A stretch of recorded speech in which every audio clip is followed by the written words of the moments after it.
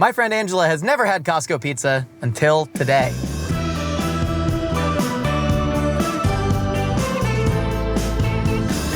We all gotta eat and we all remember our first time. Angela Giarratana, welcome to the show. Beep, beep. You really hurtled into this car. I love it so much. I love being in a car. I'm gonna be looking at the screen the entire time. Did you used to hop in a car with your friends in high school because you had nothing to do and you just drive and talk about life? Yes. It was like your original little apartment. It really was. When you're a teenager. It was a tiny home for teens. Yes, and you got to just hang and sit. And all of the best first happened in cars. Your first breakup with your high school girlfriend in a Yogurtland parking lot, that happened in a car? Oh, did she break up with you? No, I broke up with her, and then she married an army guy, and now she has kids, and I hope she's really happy. And we hope she's watching this. I miss you. I had to tell a boy that I was convinced he didn't like me in a car. Did he not like you? He liked me. And for some reason, I was like, you just don't like me, dude. Well, that's kind of the same energy of when I saw you in the green room and you were like, I can't believe I'm the second guest on the show. It was like, Angela, you can believe that he liked you. You can believe that you're the second guest on this iteration of First Meals because we're eating Costco pizza. Okay, I've never had it. You've never had it. How did Obviously, that happen? it's my first. How did that happen? It's such a mainstay. Costco pizza, I don't know how to be comfortable in a car. God, I want to move this car now. I know. Can we just drive? Can we go to Vegas? Have you ever yearned for a Costco? Have you ever seen somebody eating? Have you ever passed by one and dreamt what it would be like to be at that food court? Okay, I think I have dreamt of the Costco glasses. You mean the Costco Optical? optometry sensor? Yes. Why That's have you the only dreamt thing. of that? Because that looks really convenient and good. Okay, so they have pizza. Yeah. And they do hot dogs. Yeah. And they do other shit. They do other shit, but there's one other shit. There's one main other shit that they do that I think is really spectacular. It's called a chicken bake. Okay. What do we start I have with? heard of a chicken What bake. have you heard about the chicken bake? I saw a picture once of a chicken bake. It's like I grew up like, I don't know. I don't know why I never had this stuff. What fundamentalist cult did you escape from in the Valley?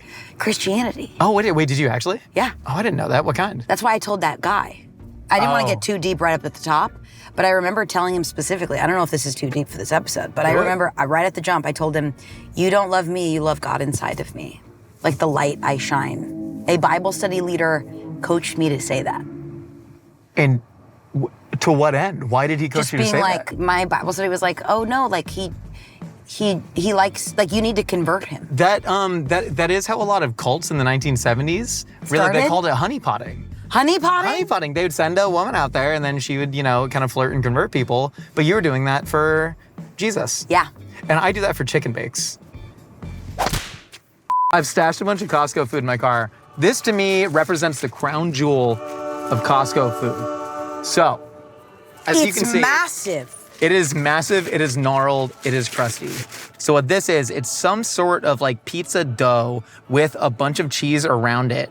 And then inside is chicken, bacon, cheese, and this is the kicker, Caesar salad dressing. No. Yeah, so the Caesar salad dressing gets bubbling hot, melts with the cheese to form a sort of goo. And what I like to do is like a Yeah, glow let's see it. stick, just sort of crack it, and then you get the Costco chicken bake. Okay, let's do this. This feels like a snack wrap from hell. Yes, 100%.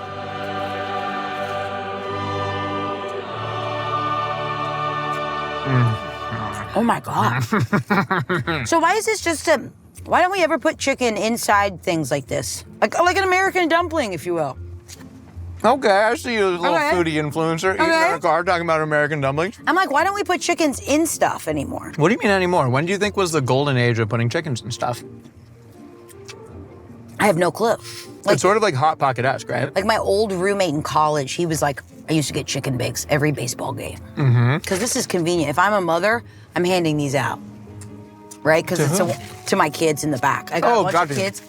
And then you just hold it, right? That's what the appeal of a snack wrap, right? It's just quick and you just hold it. When you said, if I'm a mother, I'm handing these out, I imagine you at a baseball game, like kind of doing like, hot dogs, get your hot dogs. If I'm a mother, I'm a hot dog caller. You got 3 kids on a leash and you're just throwing chicken bakes to people in the crowd. Oh my God, it's rich. Angela, this show is all about your first time eating this, and this is all about your first, so I want to know about some of them. All right. What was your first job that you ever had, and what did you learn from it? My first big time job was, because I was like an actor.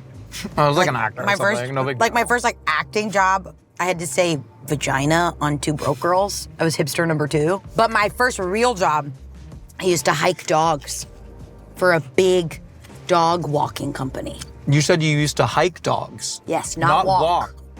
Hike.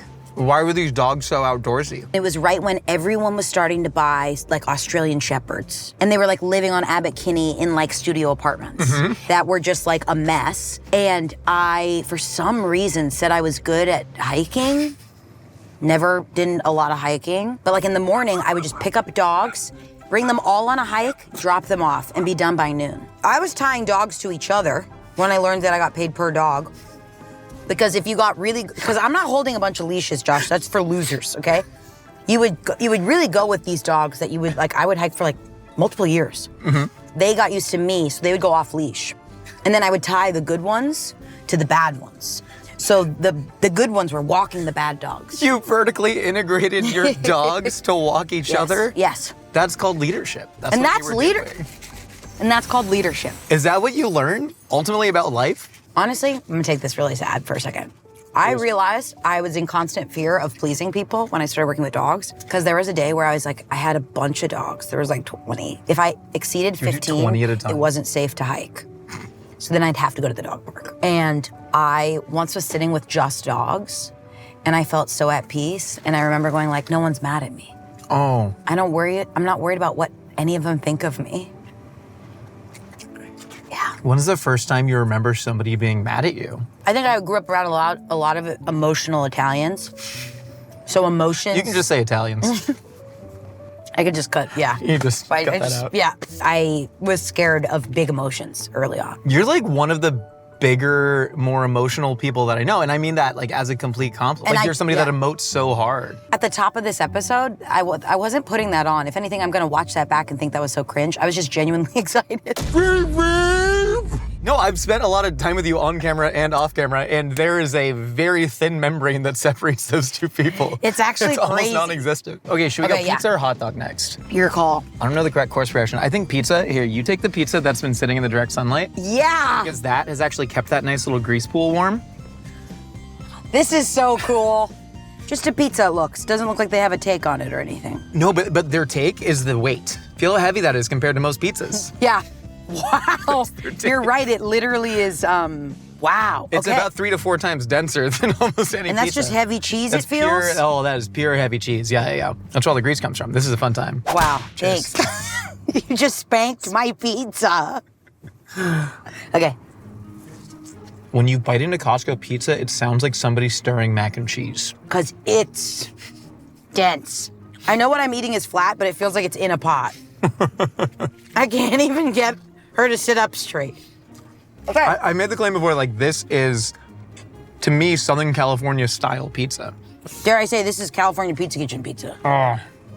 Dude, Bro. If I got to buy a chain, I'm buying CPK. I think you and I could maybe just franchise a CPK. And all we need is someone who, like, understands avocado and barbecue chicken. I know the etymology of both avocado and barbecue. And I know moms and elementary schools. We can crush it. We kill it. It's like PTA party stuff.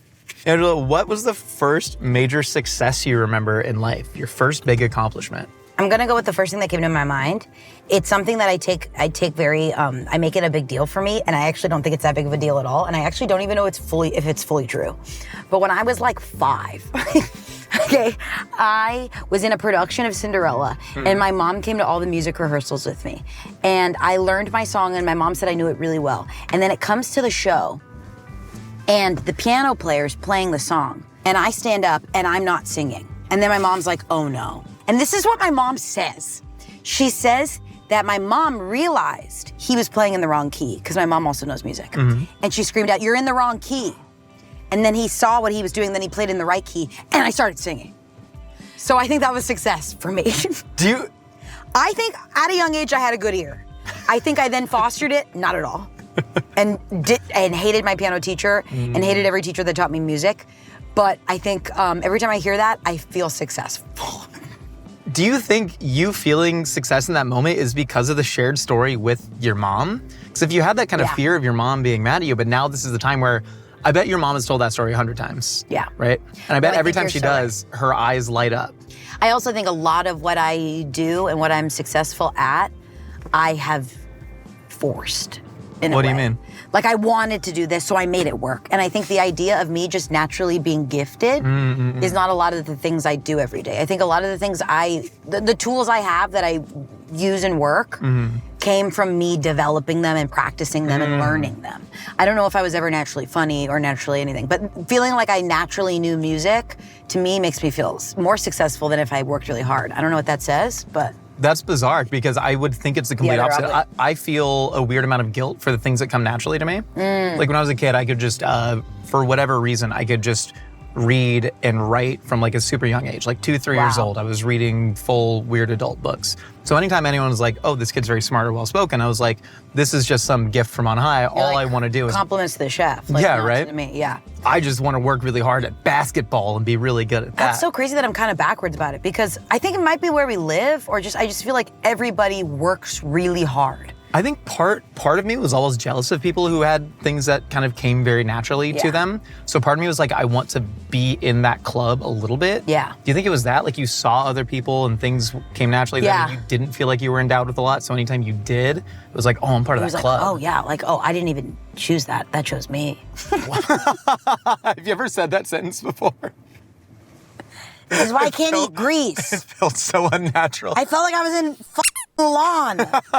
What was the first failure you remember? Okay, my first failure what was my first really big failure that I won't forget?